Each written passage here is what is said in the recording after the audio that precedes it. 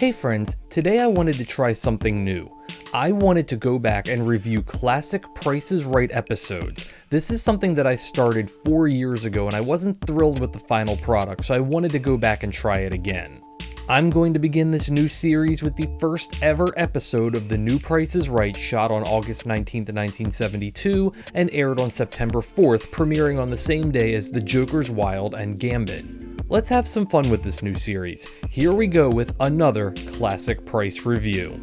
The episode starts out with the crowd very subdued, a far cry from what it would become much later. And also contestants were told to stand up one at a time before all coming on down at once.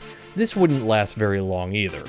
Bob enters for the first time, Bob is handed the microphone, and a tradition begins. The first item up for bids is, of course, a fur coat. As Bob would become more involved in animal rights, fur coats would stop being offered on the show and fur coat episodes would become increasingly rare.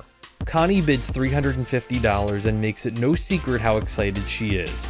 She's called up on stage to play an unlabeled game which of course would become known as Any Number. Connie would stand behind a podium which clearly just gets in the way of the contestant, but we're still figuring these things out. Meanwhile, the mid-tier prize is a Whirlpool range, and the car is a bright blue 1972 Chevrolet Vega. Anitra then comes on stage to tangibly describe the piggy bank by holding up an actual piggy bank.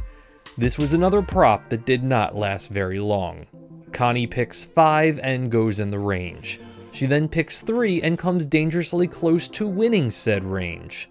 She then gets the 2, 7, 4, and 6 straight, and she very happily wins the car as the first ever winner in Price is Right history. After the commercial break, Evelyn comes on down and the second one bid round happens, as this time the prize is an Elna Lotus sewing machine. Bob reminds the contestants the rules and the bids happen.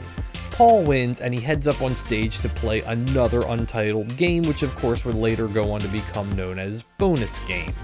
Paul would be playing for a washer and dryer from Speed Queen as well as a color TV from the Spiegel catalog. It's worth about $1,100. Bob explains the rules and clearly does it well because Paul will win all 4 of his smaller prizes and instantaneously gets the appliances and the TV. 2 games, 2 wins. The Price is Right is clearly off to an outstanding start.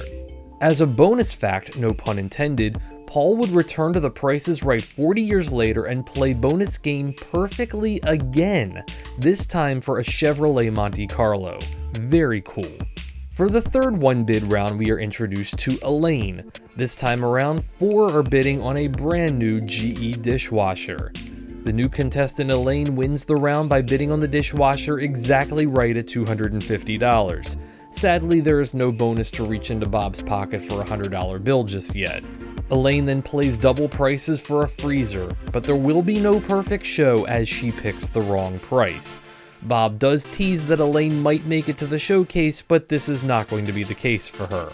As the show is only a half hour at this point, we go straight into the showcase. The excitable Connie goes up against Paul, being the 2 top winners of the day. Bob explains the rules of the showcase, at which point Connie says, "I don't trust you," to Bob, which is hilarious.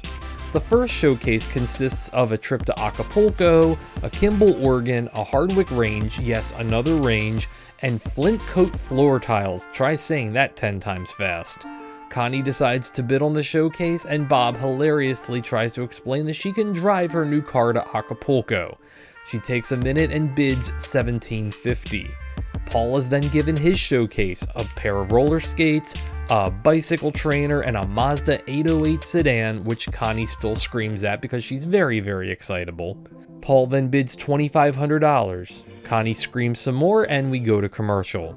Connie's showcase is $2,307 with a difference of $557. Paul's showcase is $2,504 with a difference of only $4 to win the showcase for a grand total of $4,328. Sadly, there was no double showcase rule in effect yet, so Paul only wins his, which is still quite good. Clearly the elements of the show were in place early and very little has changed in the 53 years The Price is Right has stayed on the air. Sure, there have been some rule changes, some new bonuses, and enhancements in technology, but the main gameplay has always remained the same. If it ain't broke, don't fix it. And that's my review of the first ever Price is Right. If there are any episodes you would like to see me review, please leave a comment, and as long as it's widely available somewhere, I will review it. Alright friends, until next time, take care of yourselves and each other.